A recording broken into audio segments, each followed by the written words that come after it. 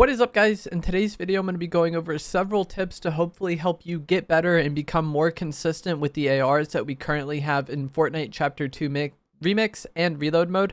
As always, if you guys do find this video to be helpful, informative, interesting, remember to give it a like, subscribe if you like to see more, and comment down below which rifle is your favorite so far this season. And a lot of this is going to be somewhat basic tips and advice, but if you are someone who hasn't used these weapons a lot or you don't really understand them well, it can be very beneficial to you. But if you're someone who's been playing Fortnite for 7 years, you probably already know a lot of this. One key difference between the Chapter 2 Remix ARs and then more modern Fortnite ARs is that the old ARs don't have red dot sights and they have a lot of bloom. So basically the way the third person weapons work in Fortnite, third person is going to be when it doesn't have a sight or a scope on it. You're just kind of looking over your character's shoulder and then you have like the 4 dashes and the dot in your crosshair. Your bullet can go anywhere within the reticle. The dot in the center is not always where your shot will go unless you have first shot accuracy at the time. And I think this is just like the biggest point of confusion for a lot of people is they full spray their ARs, they watch it back and they're like, the dot was on them the whole time. Why am I missing? And it's because the bullet is not going where the dot is. You see those 4 dashes, those represent your crosshair. And if you were to make a circle connecting each of those dashes, your bullet can basically go anywhere within that circle. I feel like Fortnite would make a lot more sense if the crosshair was just a circle. I feel like that would represent things a lot better to players. But yeah, the dot is not where the bullet goes unless you have first shot accuracy. What bloom is bloom is the mechanic where your crosshair expands as you shoot. So basically, if you full spray your weapon, it becomes less accurate over time until it reaches its max bloom or its max size. So bloom is not the third person weapons, but the third person weapons have a mechanic called bloom, where as you shoot the weapon, the crosshair expands, and then the larger your crosshair is, the less accurate your weapon is. So the faster you shoot your weapon, the more you full auto it, the more random your like bullet distribution is going to be. Things that increase the size of your crosshair or make your weapon less accurate are, you know, shooting your weapon. As I just said, if you're full spraying it, the crosshair gets larger and larger. If you're standing or jumping, the crosshair grows a lot when you jump. And then also standing, it's a different size versus crouching. And then basically just moving in general will increase the size of your crosshair. If you're standing still, you have a different max spread than if you are moving, and then moving will just increase your spread as well. So if you want your weapon to be as accurate as possible, you want to be standing still, you want to be crouching because this reduces your max spread, and then you also want to be tap firing or letting pauses between shots. That way your crosshair can shrink again and then become more accurate. And when you stand still and don't shoot for long enough, your weapon will get first shot accuracy, which is where all the dashes are just on the center dot. And then that's when your bullet will actually go where the dot is. If all of those dashes are on the dot, you have first shot accuracy, your bullet is going to go where the dot is. And I know that was very basic and many of you probably already knew that, but reading comments about these ARs and seeing what people post about them, and this isn't even just a recent thing, I'm saying throughout the entire history of Fortnite, I've seen people talk about bloom in such a way where they seemingly don't understand it at all. And I'm not like saying that to throw shade. I'm just saying like this is very basic, but still I think there's a lot of people who would consider this to be very basic that would benefit from having, you know, this explained to them, even though it is very basic. And I think learning how this works is like pretty helpful in actually getting better with these ARs. So like, as I said, if the bullet can go anywhere within your crosshair, this means that the third person weapons are pretty random, right? And that is the perspective a lot of people have in the game. It's just that the third person weapons are random, bloom is random, and that it takes no skill. And it is random to an extent, but the skill in using these weapons is managing the size of your crosshair for the fight. If someone's very close to you, you're going to use your gun differently than if they're very far away, or if they're medium range, you're going to use it differently, or based on like the situation, you're going to use it differently. And knowing how to shoot the weapon based on the scenario and when to tap fire, when to full auto, things like that are going to be the skill in using these weapons. The skill in using these weapons is minimizing the randomness.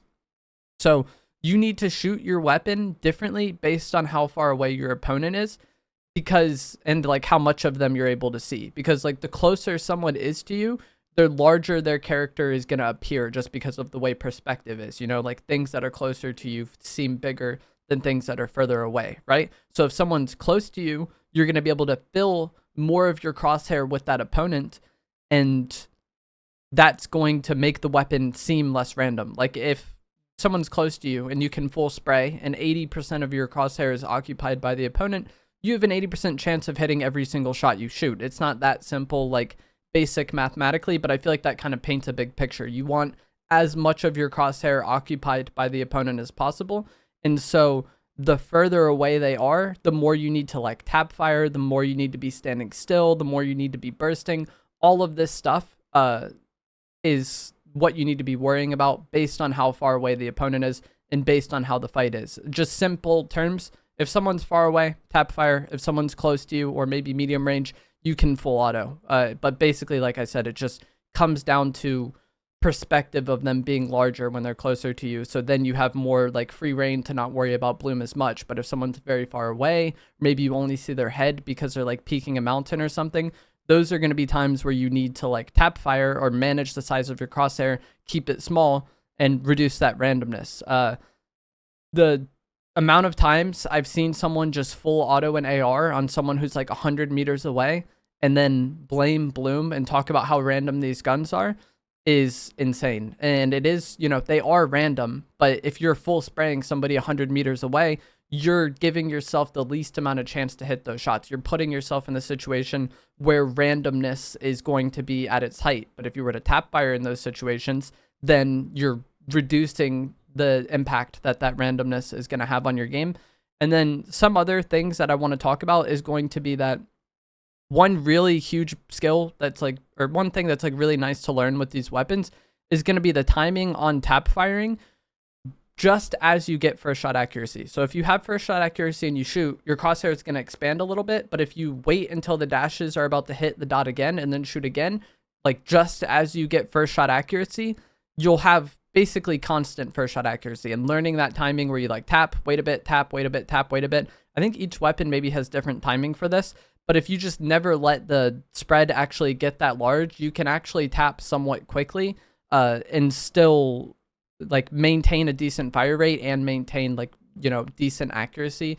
And this is just something that you kind of have to play around with and get a feel for in game.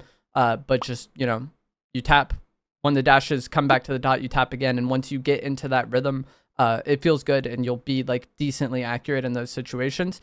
Another thing is, like I talked about with bloom, it's an increase over time. So if you're full spraying, starting from first shot accuracy, shots like 1 to 6 will maybe be decently accurate, and then from that point on it gets worse and worse. So like starting with first shot accuracy in a lot of situations is going to give you the best chance to hit your shots, not only because you have that first shot accuracy, but you're starting from the most accurate, and then the bloom expands over time. So if you're like, let's say you come upon somebody who they don't know you're there yet, right? And you can kind of like crouch and stand still and wait for first shot accuracy and then spraying.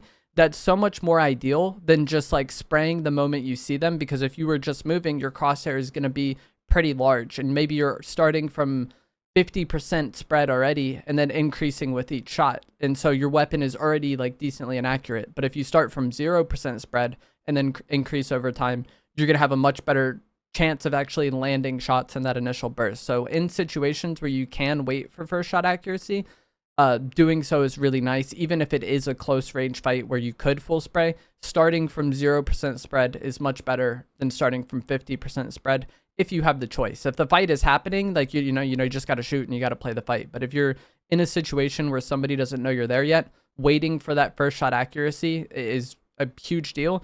And then another thing I want to talk about is that when you are full spraying these ARs, you want to put the dot that's in the center of your reticle, like upper torso, maybe neck area. I see a lot of people that, again, they put the dot on the opponent's head because they want to hit headshots. And if you were tap firing with first shot accuracy, that would be a great choice.